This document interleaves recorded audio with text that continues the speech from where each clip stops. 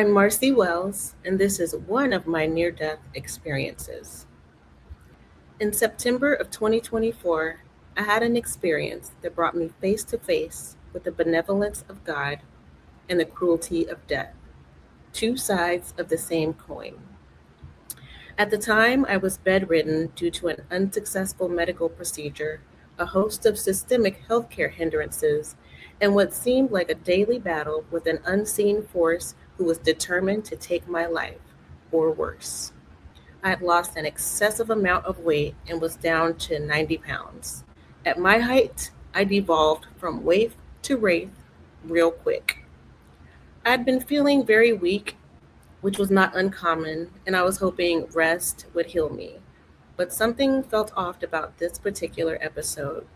The night of this event, I was getting weaker and weaker, and the atmosphere around me grew heavy, like I was on the Gravitron ride at the county fair I used to attend in my youth. I knew I was facing death, and I did not have any more fighting in me. I said a Hail Mary prayer, laid down, and gave up the ghost. Instantaneously, I went from one reality to the next. I was aware that my body was still in my bed, but I was also somewhere else at the same time. I saw a series of scenes or movies which I was both watching and participating in. I felt no pain, and even though some of the scenes may be described as somewhat unsettling, I didn't feel the typical emotions that would be associated with these less than idealistic circumstances. In the first scene, I saw myself entangled with a man falling from high in the sky. The sky was dark with a midnight blue background, and it seemed like there was no moon or stars or lights anywhere. We were falling fast. On the way down, the man was trying to be with me and would not let go of me. So I resisted as much as I could, but I could not shake his grasp. So I twisted my legs together like the eagle pose, and he still didn't let me go. We both eventually fell to the ground, and that scene ended there. In another scene, I was in a dark dungeon with a being whose face I could not see. He spoke in a whispery type of hiss, like parcel tongue from the Harry Potter films.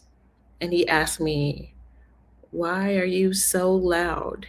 And I answered, in a matter of fact and upbeat tone, "I'm from a loud family, and being loud is the only way to be heard in our family." It felt like the wrong answer, but I was still hanging out, kind of chit chatting with this being. I felt like it was time for me to go, and he seemed upset, wanting me to come closer or follow his voice to the place where he was. I reminded him that I did not agree to stay, and I left. In another scene, I was seeking shelter and feeling desperate that some type of doom was about to occur.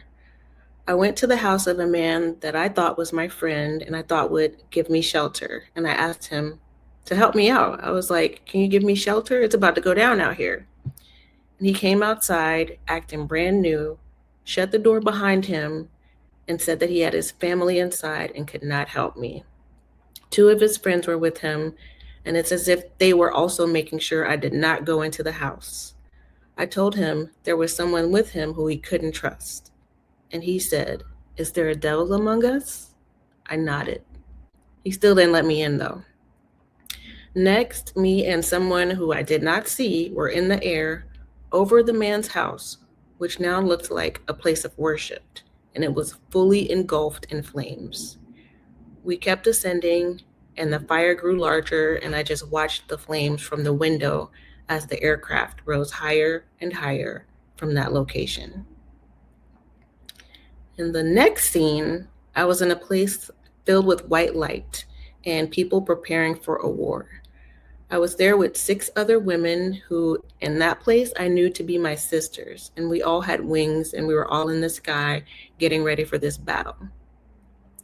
The fighting began, and in that place, I was bloodthirsty.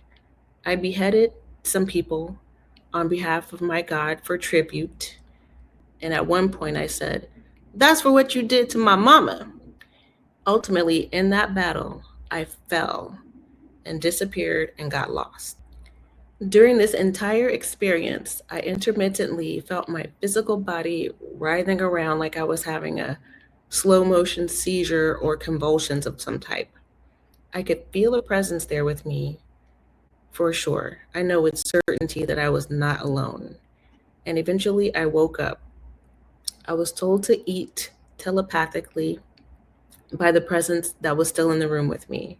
But by then, the weight of gravity had lifted from the room and it was daylight, and after 2 p.m. in the afternoon.